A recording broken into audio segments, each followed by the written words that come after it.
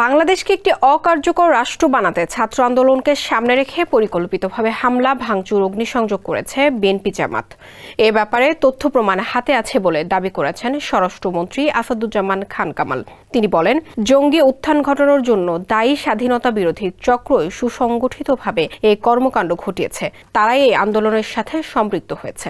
কোটা আন্দোলনের নামে নৈরাজ্য সৃষ্টি করেছে। অপরাধী যেই হোক, তাদের আইনের আওতায় এনে কঠোর শাস্তি দেওয়া হবে বলেও জানান মন্ত্রী। 25 জুলাই বিকেলে রংপুর শিল্পকলা একাডেমি হলরুমে স্থানীয় প্রশাসন ও দলীয় নেতাকর্মীদের সঙ্গে মতবিনিময় শেষে সাংবাদিকদের এসব কথা বলেন তিনি। 250-টিরও বেশি ডিজাইন অপশন নিয়ে ওয়ালটন স্মার্ট ফ্রিজ, বোঝে আপনার প্রয়োজন।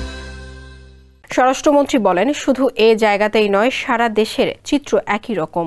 মনে হচ্ছে এই অগ্নিসংযোগ পেট্রোল দিয়ে না করে গান পাউডার ব্যবহার করেছে। হাসপাতাল, ব্যাংক কোনোটাই বাদ যায়নি। তাদের উদ্দেশ্য একটাই, কোটা আন্দোলনকারী ছাত্রদের সামনে এনে রাষ্ট্রকে অকার্যকর করা। এর আগে সংঘর্ষে পুড়ে যাওয়া রংপুর মেট্রোপলিটনের তাজহাট থানা, রোকেয়া বিশ্ববিদ্যালয় উপাচার্যের bungalow, DCDB, DC crime, Nawabganj police ফাঁড়ি এবং আওয়ামী লীগ কার্যালয় সহ সরকারি বেসরকারি স্থাপনা ঘুরে দেখেন স্বরাষ্ট্রমন্ত্রী।